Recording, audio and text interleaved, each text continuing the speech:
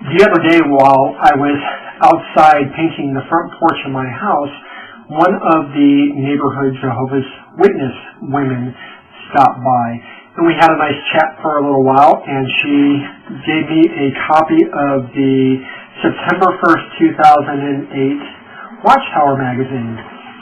And I was reading through this, and I got to an article entitled, "Consider the End Afterward." I thought we could lighten things up and play a little game with this Watchtower article. I could play a game with these the way I've got it. Why not? One of these things is not like the others. Which one is different?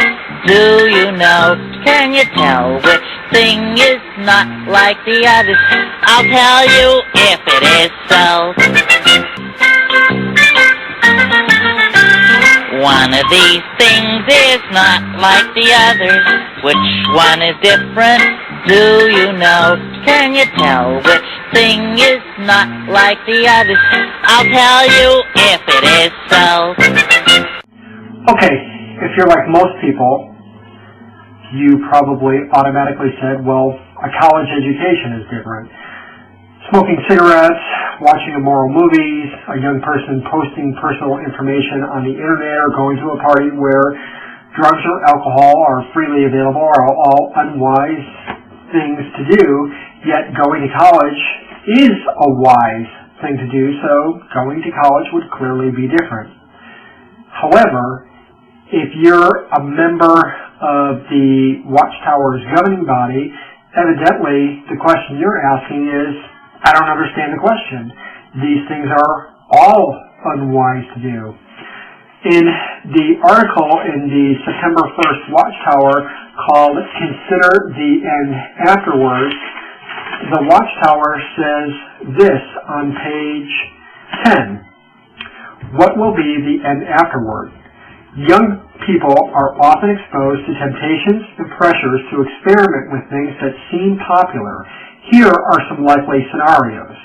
Someone dares you to smoke a cigarette. A well-intentioned teacher urges you to pursue higher education at a university. You're invited to a party where alcohol and possibly drugs will be freely available. Why don't you post your personal profile on the internet? Someone suggests. A friend invites you to watch a movie that features violence or immorality. The article goes on to say this: if you are ever confronted with any such situation, what will you do? Will you simply give in? Now, it would be a terrible thing to give in and go to college, apparently, but I digress back to the article here. Will you simply give in, or will you carefully consider what the end afterward could be? You would be wise to ask yourself, can a man rake together fire into his bosom, and yet his very garments not be burned? Or can a man walk upon the coals and his feet themselves not be scorched? The last part they were quoting Proverbs chapter 6. Now, apparently it's the Watchtower's desire to equate going to college with raking hot coals onto your garments and burning yourselves. The Jehovah's Witnesses apparently are back on the kick of portraying higher education in the most negative light that they possibly can. The book of Proverbs, from which the Watchtower quoted in this edition of their magazine, talks a lot about wisdom. And I think it would be wise for Jehovah's Witnesses to spend some time thinking about why it is that the Watchtower wants them to remain uneducated. I think it would be wise to spend some time pondering why it is that the Watchtower feels it necessary to control the information that you get by telling you what you should read and what you shouldn't read. I think it would be wise for Jehovah's Witnesses to wonder why it is that the society wants to control who they associate with.